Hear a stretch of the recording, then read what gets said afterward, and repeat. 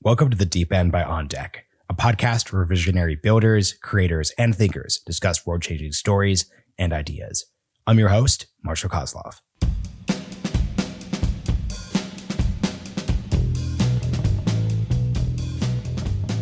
The one thing that enables that you don't see in the old world with code is we start seeing domain experts building things in a way that was not necessarily possible before. So, for instance, you're like a nonprofit professional. You've been working in nonprofit for a very long time. You can, after a few hours of learning tool, create something and you can put all the knowledge you have of the space, and you can start building a product that exactly responds to the problem you're trying to solve. Well, if you have an engineer build it, usually, there is a lot of communication between the domain expert and the engineer to get the product built, which eventually make that the product that is built is not responding exactly to the needs of the people you're trying to address. So in some ways, it's a do-it-yourself trend.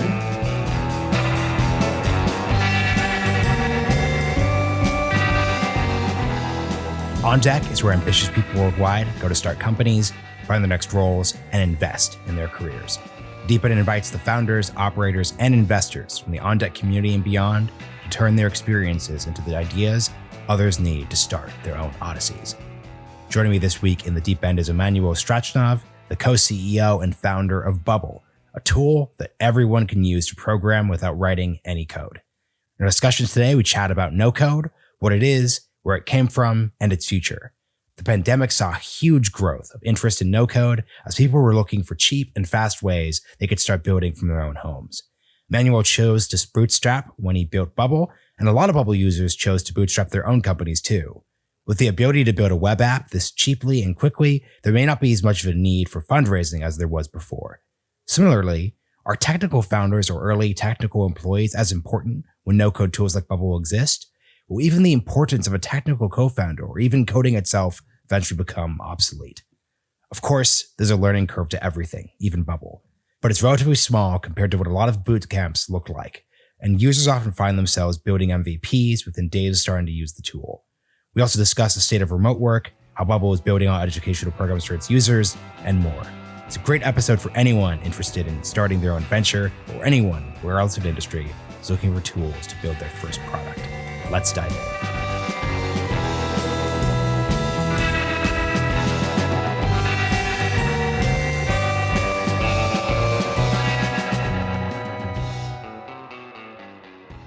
Emmanuel Straschnov, welcome to the Deep End. Hi, thank you for having me. Glad to have you here. Okay, so first question, here's what I really want to know. Towards the start of the pandemic, we started hearing all these big trends, these big ideas. You'd hear about Clubhouse, you hear about Web3, and increasingly you would just hear about no code. So something I'd love to hear for just like a general audience is, could you basically track like the no code hype cycle for us, right? So like, what was the public facing narrative around no code and where have we basically ended up?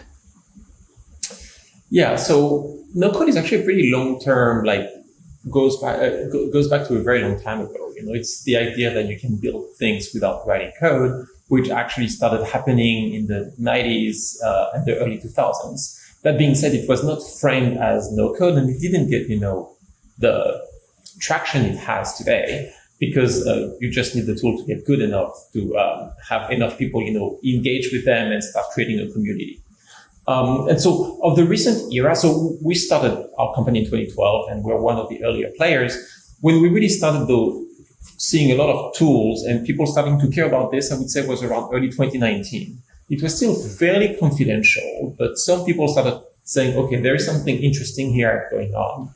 And then when it really started accelerating was, as you mentioned, with the pandemic, actually, so I think March, April, May 2020, really started seeing a lot of traction in that space. I think because of basically two reasons. At least from what I can see for Bubble, but I think that applies for most tools in the no-code space. First of all, if you remember back at the beginning of the pandemic, people were freaking out, really. People weren't sure, they would be able to make money the old way, right? Because people were stuck at home. And so we saw a lot of people try to reinvent themselves online, finding ways, to do things like make a living out of services and stuff you can do online in the digital world. It turns out no code is exactly about that. Like for someone who doesn't have like an engineering training, suddenly they can become like a web developer after some learning, but not like thousands of hours. And so effectively create like new opportunities for themselves, a new career. And then the second thing, which is a little bit relevant, is the cost actually. Like most of these technologies are actually pretty cheap to learn. And so at the time during the beginning of the pandemic where everybody was kind of worried of, what their financials would look like, they were looking for stuff to learn, reinvent themselves at a very low cost. And turns out NoCode is great for this. And what we see today is basically the continuation of that effect. So it got a lot of the last 2 years. We saw like a huge bump for Bubble in particular, but I think for everyone at the beginning of the pandemic. And since then, it's just getting momentum and getting something bigger to the point where I'm not sure I would call that an emerging trend anymore. I think that was the case, maybe 2 years ago. Today, this is starting to become something fairly established. That's great. And could you really just introduce Bubble? Like, to your point, there are multiple players in the space, but what is Bubble? Like, what do you think is your unique approach or maybe even philosophy to like the no code space? Just like, let's hear that part. Yeah. So Bubble is, to be very practical, a tool that you can use to program web applications without writing any code. So hence the no code, belonging to the no code movement. And so people use us to build and launch products, usually to start companies, actually. That's one thing that I think makes us different from a lot of the other tools. A lot of other tools usually have chosen one specific use case or vertical and really double down on this. We're what you would call like a general purpose tool, meaning you can do pretty much anything.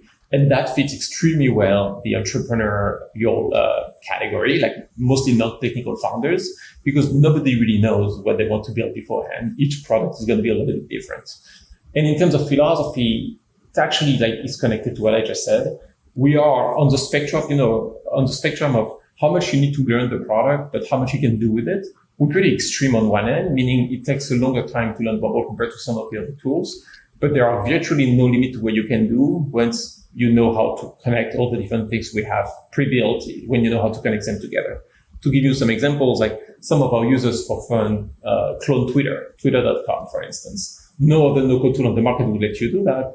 It certainly takes some time to learn and to build, but it's going to be way, way, way shorter and cheaper than writing code. And you can do that without code. Okay, so a couple of different questions here. I love that answer. It's interesting that you're calling no code a movement, right? Like, and in most cases, if you think of what code is very practical. It's very straightforward. It's helping you do something. Like, why would you describe no code as a movement specifically? I don't know if movement is the right term, but community, definitely. Okay. And the reason is being people help each other for two reasons. First of all, people help each other a lot. And in particular for Bubble, because of learning curve I mentioned, like people need to help each other to learn the product. And so there is a community of people just, kind of like for goodwill in the community, they help others just to create, to pay forward in the community and their personal brand. And then there is another aspect, which is the ecosystem, which is also comes back to the fact that, some people need some help sometimes to build. We've seen more and more people actually making a living, helping out others, whether it's building out their product for themselves or training them for a fee. And so the combination of these two things creates a community, which when a community is growing and nascent, I prefer calling that a movement, because I wouldn't say like we've reached, a stable stage of the community, but fundamentally they're the same thing. Another question would come to mind is you reference this, and it's hard because everyone's individual, but how long would it take? Actually, let's just put it this way, like traditional coding to, launch a startup to Bubble, like how would you compare those two learning processes from zero? So we've been around for 10 years now, and we've seen like millions of people go through our learning curve. It varies very much. We've seen some people get a good hang of it after 4 or 5 hours and just start understanding the logic. Some people would go to more than 20 or 30 hours. I would say a good average is probably 15 hours of, being seriously learning. That means, you have to think about, this process as, okay, I'm going to learn something new. At first, I'm not going to figure out, and then it's going to click and I'm going to be able to do things. So that's what we mean. Usually the advice we give to people when they start is not necessarily start building right away, read our documentation, do our lessons. We have videos, take a sheet of paper and a pen to start writing down what you've learned, this kind of like attitude. And then the question is, once you know how to use a product, which takes probably more than 15 hours at this point, that means, having explored the product and you become fairly experienced, then the building process is actually really, really, really fast. So these users that I'm talking about that clone Twitter, I think he wrote a blog post and he did that over less than a week, like over 4 or 5 days, while software engineers would take much more time. Because once you actually know how to use a tool, it's in a few clicks, you can really get to a finished product very, very quickly. The reason being, a lot of the applications we see online, like web applications, all share a lot of things in common. Like you're going to have people create accounts. You're going to have people like, log in, log out, send emails, charge credit cards. And we've pre-built a lot of these elements so you don't have to do it yourself. So once you know how to combine them, the building process is extremely fast. I think what's interesting, you gave the example of folks creating a, NoCode, twin of Twitter. I think what would make NoCode particularly exciting for folks, and I'm sure entrepreneurs, this is where they come in, or are going to be attracted to this, like what are things that couldn't exist under the pre-NoCode status quo that you can now see coming to pass because of NoCode, whether it's access, specific types of companies? Like, how do you think about that? Yeah, I mean, it comes down obviously to access. Like anything that can be done with no code can be done with code.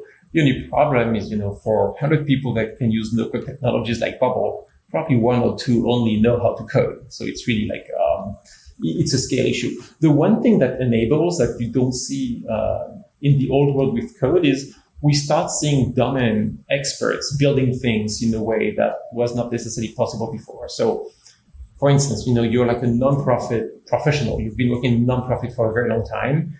You can, after a few hours of learning the tool, create something and you can put all the knowledge you have of the space, and you can start building a product that exactly responds to the problem you're trying to solve.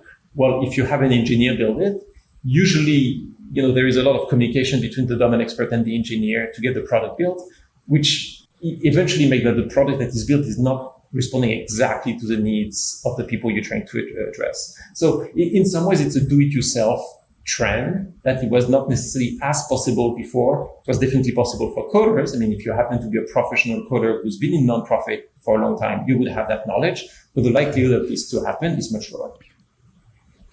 I think the next question would really be, what are you, so once again, you spend a long time on this, obviously. What are you excited about moving forward in the space? Getting the technology mainstream and start seeing the compound effect of more and more people innovating faster because it's easier. And the more people who know how to use tools, and Bubble in particular, the more people can learn faster, because like you have all this helping each other aspect of the community. So I want to start seeing, more and more people building products that I didn't think the world necessarily would ever see.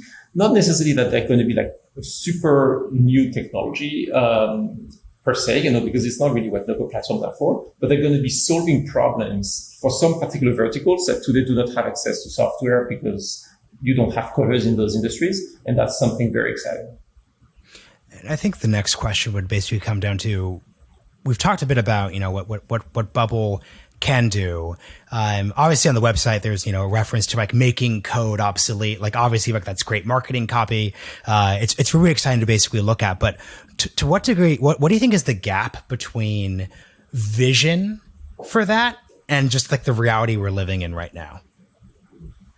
So I think for Bubble in particular, and it's honestly much easier to talk about the product I know the best, given a very strongly opinionated approach of being super flexible, we've kind of reached not feature parity with code, like this wouldn't be true, but I would say 80 to 90% of things that usually require code to build for the web can now be done with no code. So we're pretty close. The next frontier for us is really around performance, scalability, reliability when you start having apps that have a ton of users, which is something we keep working on all the time because it's an endless race. Like the more you can handle, the more your users will have users, because our users, have their own users on the platform, right? We host everything.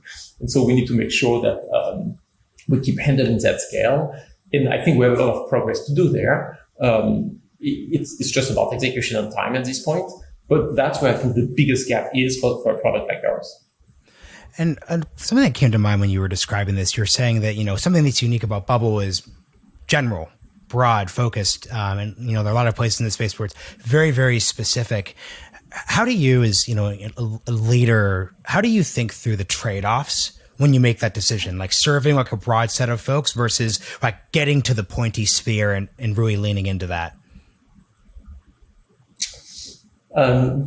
This is a great question because usually people say you shouldn't do what we've done. I mean, like usually most investors in particular will tell you, pick like a very narrow use case and make sure to really do that super well before expanding. And I think that works for most things. And that shows, all the great successes we've seen that have been funded by investors. I do think for what we do, this doesn't work, honestly. The reason being, if you start, building a product that lets you do something very specific in one specific vertical, it's very difficult to expand the capabilities of the product in a way that actually keeps making sense for the user. So to give you like an actual example, imagine you build like a fantastic tool to create e-commerce stores, Shopify, fantastic tool, right? Users are expecting a certain user experience here. They're expecting things to be fairly easy to set up their online store because that's the whole value proposition of Shopify. If Shopify were to try to do something like what we do, which is completely open-ended, something like Twitter or something, they would need to add so much sophistication to their product that it would actually confuse a lot of the users because suddenly the product has changed a lot. And I think that's a pretty challenging thing, very specifically again for what we do.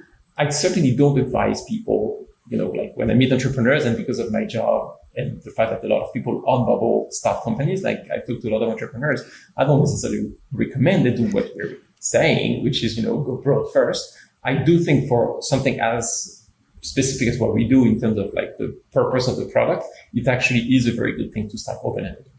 Yeah, because like you said, it's counterintuitive. I'm curious, did you start that way or did you come there over time? We did start that way. So either you could think we were smart from the beginning or we were dumb and we have not become smart yet. Yeah, it's I'm sure you know the meme of like the World War II plane where you could see the ones that make it back. There are hundreds of startups that have not made it to this point. I was looking at a write-up that TechCrunch did about y'all when you raised $100 million round. I'm curious about, and once again, you don't write the headline, so I'm not going to hold you accountable for it. But it spoke about making technical co-founders themselves obsolete. And without getting you to like respond to that specific example, I'm just curious, like, how do you think of, let's just say even like the founder stack as you're thinking about this, right? Because you think of just the conventional wisdom, be technical, or if you're not technical, find a technical co-founder. Like, how do you just think about that construct, like as these tools, but even just like Silicon Valley itself continues to advance? Well, I mean, actually, I think that headline in TechCrunch was pretty good in a sense. That's actually what we're about to. Like, what we think is that for most businesses that get started online today, most startups, they're not necessarily truly technical products. Like, if I wanted to be very provocative, I would tell you Airbnb is not really a technical problem, at least for the first few years, because they didn't have the scale they have today. It was a pretty simple product where people submit apartments and other people look at them and book them. And it's not like it involves a ton of like very sophisticated technology. And so for all these products like this, all these companies like this, I do think we need to change the founder stack and move, instead of spending like endless months or very high amounts of money to get a product off the ground. So endless months meaning like trying to find a technical co-founders. That is usually not going to work for most people because of the shortage, or because it's going to spend hundreds of thousands of dollars to build a product.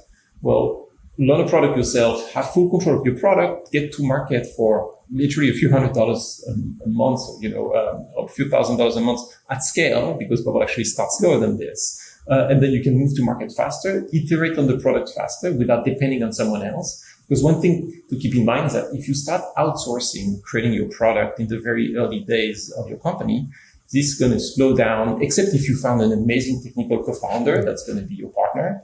But again, it's hard to find because there's a shortage here. It's going to slow down your development of your product dramatically, because whenever you're going to get feedback from your users, you're going to have to reach back to the companies that created the product for you and wait for them to actually have capacity to change things. Or if you use NoCode and did it yourself, everything can be changed in a few minutes. Could you talk a bit about the shortage that you reference? The shortage of technical talent, like just engineers, and then because of engineers, like technical co-founders, but in general, like this has been diagnosed a very long time ago, like more than definitely more than 10 years ago when we started, but I think probably late 2000s, people started realizing that we need more people who can write code because of the need of software everywhere. And organizations and governments have tried an endless stream of initiatives, to try to solve that problem. And the truth is, it is as hard today as it used to be, if not harder, to find technical people. So even though that those initiatives did pay off sometime, and they're great. I mean, like they expose more people to computer science, it's just not enough. And so we need to find a different way to solve that problem. And so our way through Bubble is to change the tooling, not teach people to code. Even though, again, I think it's great to teach people how to code. It's just not going to reach a scale that we need to solve the problem here. Hey folks, Marshall here. We talk to a lot of founders on the deep end with domain expertise and ambitions to fundamentally change the world.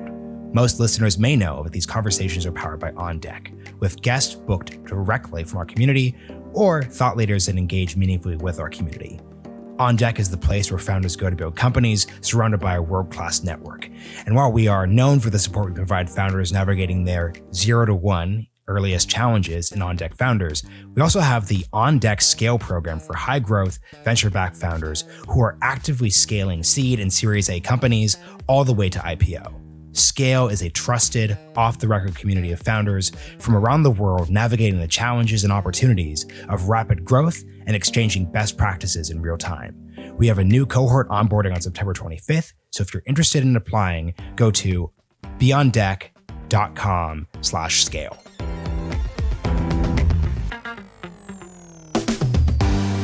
Let's say like mid 2010s, towards when you were starting out, like there was a lot of like positivity and excitement around like learning to code.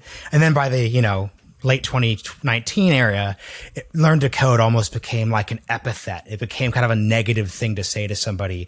Could you just sort of maybe, because you started to talk about it here, discourse a bit on, it seems like our society's like shifting view towards coding and the opportunity in those different bits. I'm curious if you have any thoughts on that.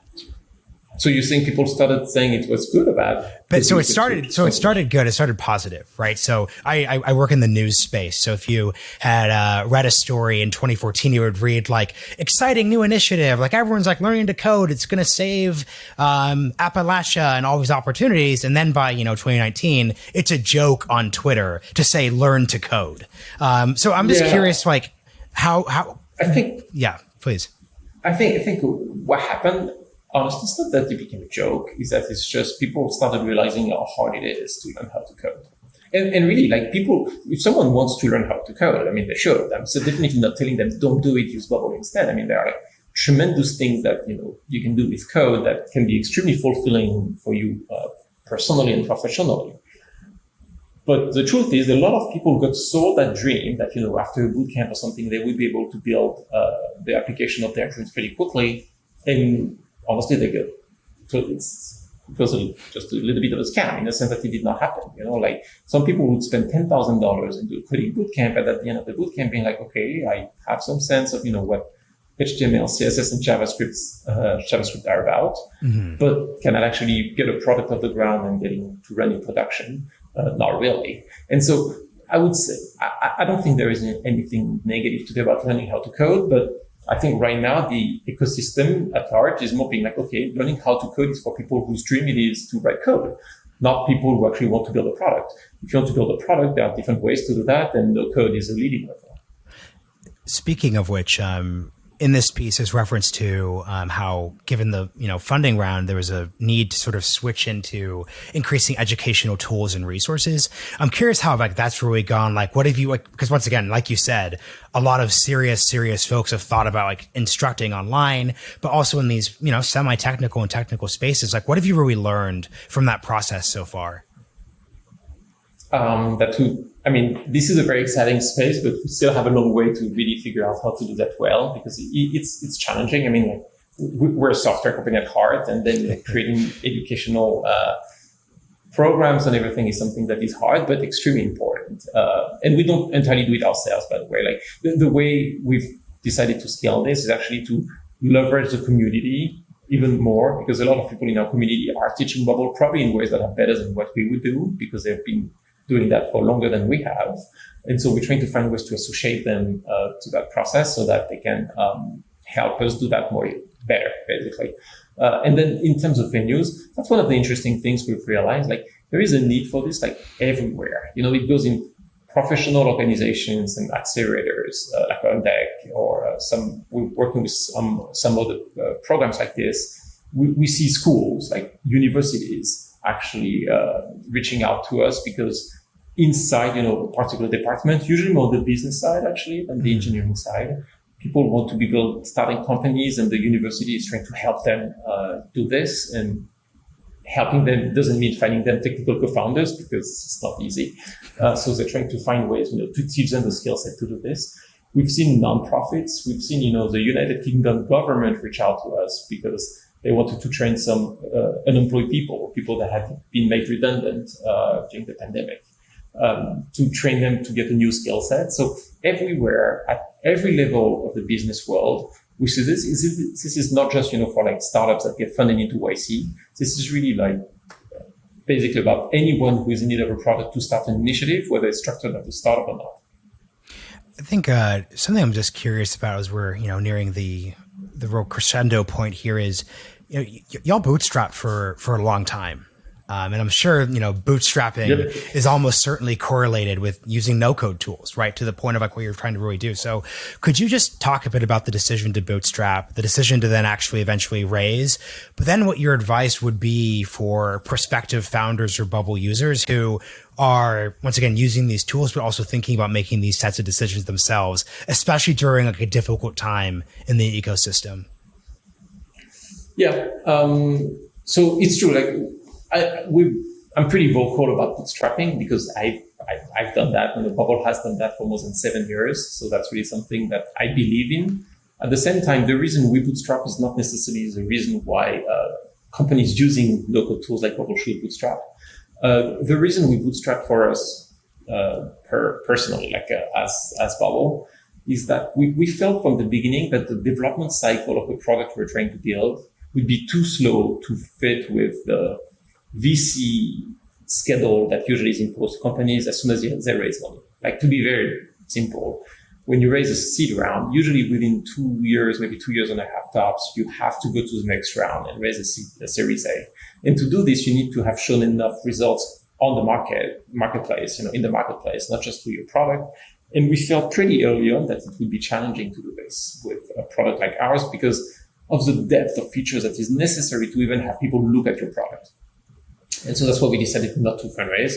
Looking back, 100% sure this was the right call. We could probably have fundraised a little bit sooner, because at some point, once your product starts having enough features, at this point, you can start onboarding more users faster. And obviously, if you can go faster, you're going to get bigger faster, which is going to fuel growth. We have a ton of users in our ecosystem that do not fundraise and are bootstrapping. Here, they're more doing this just because Bubble is extremely cheap to build your product on. And so why would you bother going through the process of fundraising, which, if it's easy for you because you have a right alignment of stars and, you're half lucky, half like a fantastic traction, good for you. But for a lot of people, it's actually very challenging. And so what I would tell people like that is that instead of doing that, just try to get your product live, get some users, because then fundraising, if you actually need to do this, will be much easier. Then the question is whether these people should fundraise eventually. Mm-hmm. It really depends on the business model. What we've seen is that a lot of SaaS tools, don't necessarily need to fundraise, because they actually they can start making money on a subscription basis pretty quickly. There are also other services, like for instance, marketplaces, where when you have like a two-sided marketplace, you need to create demand on one side or the supply on one side to have the other side, and that can be very costly. That's the Uber model, which you don't necessarily need to raise as much money as Uber to make it happen, but it can certainly help. It really depends. So what I would say for certainly is that if you can go to market with a product that you've built for very cheap, it's going to be much easier to fundraise if you wanted to eventually. Actually, a real question here then would be, so 3 last questions to take us out. So number 1 would be, to your point, March, April, May 2020, I'm really curious what your experience was like. I asked this question to a lot of folks, but actually like with your company, all these organizations went online. There was all this need, just like what specifically did that really look like for you all? Like what did you really encounter and just all of that stuff?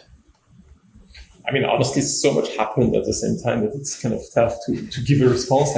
So we were not a remote company. We're actually pretty hard in the office. And so we had to become remote, which is one big thing. So we had to figure out how to work there. Actually, the first day of our remote world, which was around March 15 or 11, 14, I forgot. That's when things started in New York, really. 2 people started. So we had suddenly to okay, now we have 2 people that start today that we need to onboard, all remotely. So all of that was, in some ways, exciting, but challenging. And then at the same time, we saw a huge boom in usage. To give you some sense, one of the metrics we're tracking is number of times an application has been edited over time across all applications. And between March and April of 2020, we saw that number double. So it was extremely exciting for the team. At the same time, challenging because it puts a lot of pressure on our servers. And so, you need to make sure, things don't crash. And so I remember this period, and I think the rest of the team would do that with some excitement, a little bit of being worried, are we going to make it? And being a little bit thrown in the unknown, which is, what is this remote world going to do in a world where everybody really knew where we were going? One thing I would say for the team in particular, and that's something that I used to repeat to the team very frequently back in that period, is that no matter how challenging some aspects were, we've always felt, and I've personally always felt very fortunate of being where we were at that time, because if you remember, that time was getting really difficult for some people, and we were in a business that could work online. We had not done it before, purely remote, but certainly of all businesses, one of the easiest one to move online because everyone works on a computer. We were having a great business, actually, with a lot of people use you, it's usually, a very good thing for the company. And so I always kept reminding the team, let's be grateful of what we have here, because most people did not have it as easy at the beginning of the pandemic. So something I'm curious about then too is you're from France, obviously. Just as, NoCode means that you can technically not have a technical co-founder, it also means in a remote world, you could basically be anywhere. And, you're in New York City. How do you think about location, separate from just the remote debate? How do you think of location during the current moment on the internet? For our team members or? Just you personally, you personally, because if you think about it, right, just as 10 years ago, not needing a technical co-founder in some contexts is really revelatory. Obviously, not needing to be in one specific location. You could do everything you're doing from France, I would assume. So I'm curious how you just think about location personally. This is something particularly liberating, not to be constrained in your location. We're very fortunate. I don't think this is true for a lot of companies. It's only when you're basically a tech company or even a tech startup where you can do that, which is something very liberating. We now hire people a little bit all over, mostly in the US, because we have not entirely figured out exactly how to make things work in different time zones and different jurisdictions. So it's something we're looking into right now, but we already have one person in France. And so I'm pretty sure that's going to keep growing in different countries. But being able to offer the ability to work on something that people are passionate about, living where they want to be, is extraordinary, right? Because before that, you were oh, you love what we're doing, great, well, move to New York. But if people don't like New York or can be in New York because of personal reasons, then what do you do, right? And so in that sense, that's a very exciting time. Does bring some challenges, but definitely something really that I'm looking forward to growing into in the next few years. Something I'm curious about to wrap is, we've talked about, you've raised a lot of money for a venture-backed startup, you've bootstrapped, you've also gone to business school. And I think if there's a nexus of folks who'd be interested in Bubble, it's once again, that person who's deciding between, do I launch a startup during challenging economic times? Do I go to business school? are the actual tools there? You did this after, of course, after the 2008 financial crisis. So do you have any just sort of business school wisdom for folks who are thinking about it, yay or nay? I don't know. I mean, I think what I got out of my MBA personally, and very personally, is that to take 2 years out of the job market to figure out what I wanted to do. If you look at my background, even though I did a lot of coding as a kid, I was not in the technology track at all. Like I lived in Asia in management consulting, and believe it or not, during my summer job of business school, I was in the luxury industry. That is as far as you can get from bubble. That's funny. But spending 2 years. Right, but spending 2 years, in business school, basically meeting people and think about what I wanted to do, opened my mind a lot, and I think that was a very valuable thing. How much of a hard skill did I get? Honestly, there are a lot of skills you learn in business school, like building a business plan and stuff like that, but you can learn that somewhere else. So in my case, it was really this self-discovery process that I took a lot of value from. For sure. Well, Emmanuel, this has been really excellent. Can you just end with shouting out Bubble? Any last advice for folks who are, because again, the general tech audience, who are interested in this? Great place to close it there.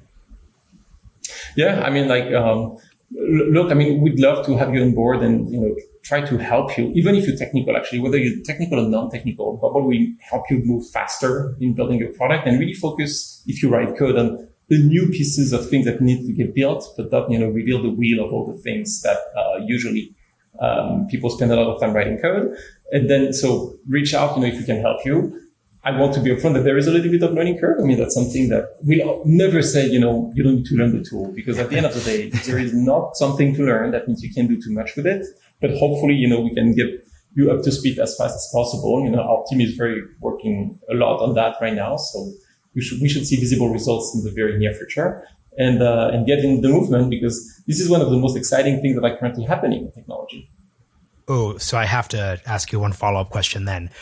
What are some other exciting, is there anything just you're scintillated by? Anything else is just particularly exciting in tech right now, other than just NoCode?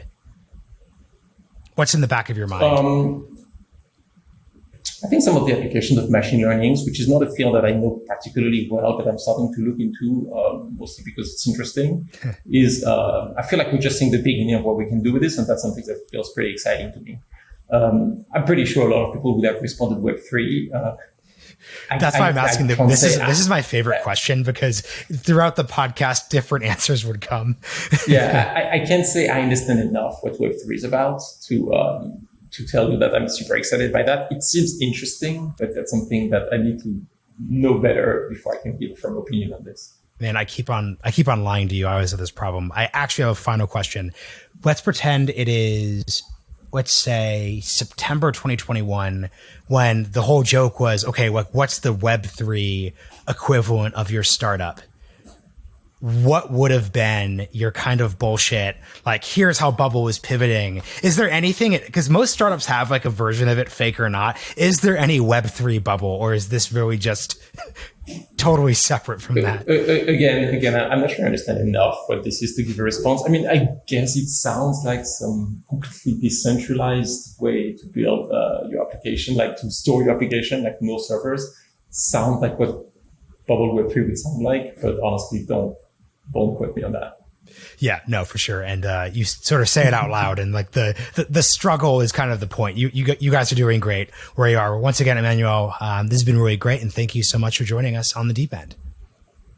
Thank you for having me. That was fun.